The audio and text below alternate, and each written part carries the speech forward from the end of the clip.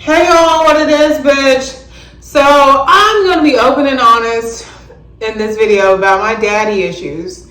To be honest, the only reason why I thought about it was because I realized tomorrow's Father's Day, and instead of spending it with my father, I'm going out on a date with a hot white guy. Which I'm not mad at, bitch, because bitch, my dad is, how do I say this? My dad's a harsh person.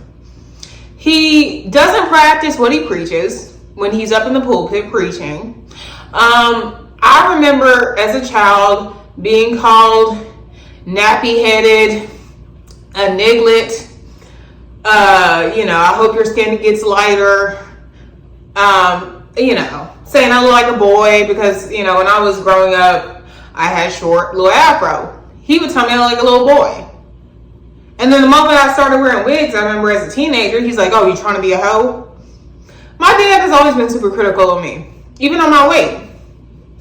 I would come home from school complaining about how guys were not hitting on me, and he would say, well, Olivia, maybe if you lost 30 pounds, 40 pounds, guys will like you. You eat too damn much. Like, he was always extremely critical of my body, extremely critical of my skin tone, extremely critical of the wigs I wore.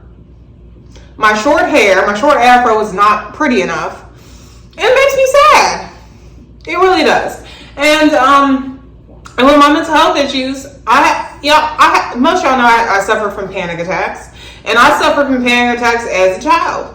So when I would have a panic attack in the car or somewhere else, or anywhere at school, and I would have to come home early from school, he would say, oh, Olivia, you just want attention. He would always say I just wanted attention when I really didn't. My mom would take me to the ER because, my heart would be pounding. I'd be sweating. I'd feel like I'm out of breath. He wouldn't even go to the fucking ER with us. He would get on to my mom for taking me to the ER saying, oh, Olivia's a hypochondriac anyway. She's bullshitting. She's lying. She's wanting attention. She's trying to break up our marriage because half the time when I would have these episodes of panic attacks, it was late at night, while they were, trying to get it on, I guess. And he thought that I was trying to break up my parents' marriage. It's just like my dad. I sometimes envy women who didn't have a dad in their life. That's how bad my dad, over the years, emotionally has treated me. Okay? So if you don't have a father in your life or a father figure, don't feel bad because I have a dad. He provides money monetarily because he makes money, but he always holds it over my head. He's always like, well, you wouldn't have shit without us. You wouldn't have shit without me. You wouldn't be shit without me. Basically, is what he says when it comes to like the things I have and all that financial stuff. He holds it over my head. He holds it over my mom's head. Even though my mom's a career woman with a degree. I mean, she's retired now, but like she has a degree. She made her own money. It's like he holds it over both me and my mom's heads. I'm just trying to say, y'all,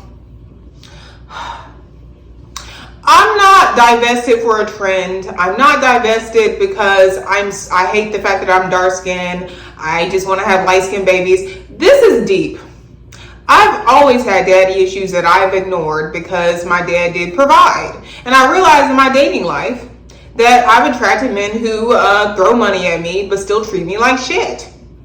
They make these fake promises and make these elaborate plans and don't follow through. And they just love bomb me, and it's just like I feel like because I had such a bad relationship with my dad, that's why I attract those type of men, and it's sad, and it makes me jealous of women who didn't have a dad, like Doja Cat. Her dad abandoned her, and look at how rich and famous and talented she is. She was able to overcome that. A lot of women who don't even have fathers are so much more independent than I am. And I feel like a stuck child. And he still makes fun of my panic attacks with driving. He still makes fun of anytime like I'm crying over a dude. He makes fun of me. He's like, you're gonna cry over some white boy. So anyway, y'all, I'm so happy that I'm going out on a date with a hot white guy tomorrow night instead of celebrating Father's Day with a father who's just not emotionally available. But it just took me a while of like, since I've gotten sober, it's made me realize how much I have daddy issues. Because before I didn't realize I had daddy issues because my dad paid for most of the stuff. My dad, you know, took us on vacations. And yes, he is financially there. I'm not saying that my dad is like a deadbeat dad. He's just emotionally not there. He's mean.